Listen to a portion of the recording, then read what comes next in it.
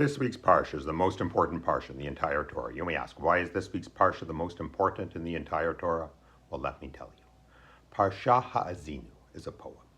We have Hashem being referred to as a rock for the first time. We have instructions to transmit the Torah's message across generations. We have a glimpse into the future and Hashem's last command to Moshe. But none of that is why this is the most important parsha in the Torah. The reason this is the most important parsha is because it shows us the evolution of the Jewish people. Aside from the last few lines, this parsha is one long poem. We've talked about poetry in the Torah before, notably when the Jewish people sang their song by the sea, but this poem is different. After the splitting of the sea, the people composed a poem of praise to Hashem. It's recorded in the Torah, but the poem was authored by the Jewish people. But who is the author of the poem in this week's parsha? To answer that, we need to look back at the very end of last week's parsha. Then Moshe recited the words of this poem.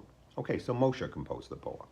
Not so fast. Let's look back 2 more verses. We have Hashem speaking, saying the following: "Gather to me all the elders of your tribes and your officials, that I may speak all these words to them."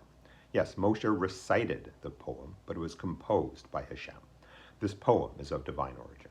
There's no more important piece of poetry out there. And this heavenly poem is full of wonderful language and themes. But there's one verse I wanted to focus on, verse 11.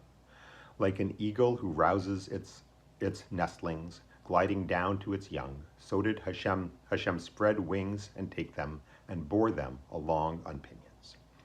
This is not the first time in the Torah we have the metaphor of an eagle. Back in Parsha Yitro, we read, "You have seen what I did to the Egyptians, how I bore you on eagle's wings and brought you to me." Rashi sets the groundwork for understanding both of these verses. When most birds carry their youngs, they do so in their talons. Why? Because other birds fear the eagle, who flies higher than any other bird.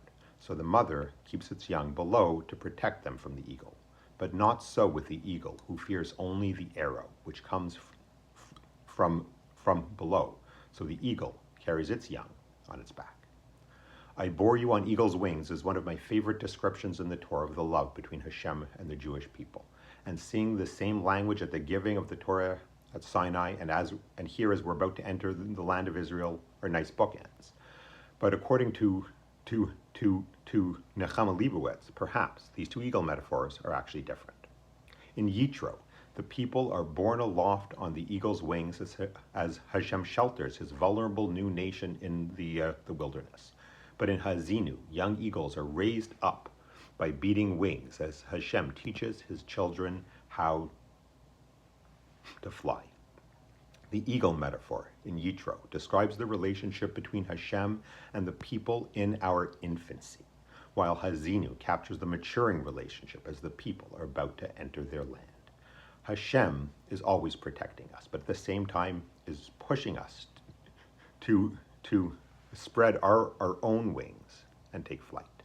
This is the last of the weekly Shabbat parashot. We have one more parsha that we'll read on Simchat Torah, which wraps everything up. But this is really Hashem's final message to the Jewish people.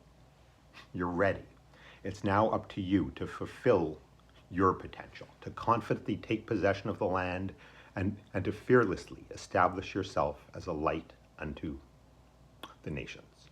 I record this video the day before Rosh Hashanah, and what a perfect message from Hashem to each one of us as we usher in a new year. You're ready. It's up to you to fulfill your potential. How will you step up in the new year to bring the world a little closer to perfection? That is one reason why this is the most important parsha in the entire Torah. But the other reason is that the most important piece of Torah is whatever piece of Torah you have in front of you right now. Shabbat Shalom, Shana Tova, and Am Yisrael Chai.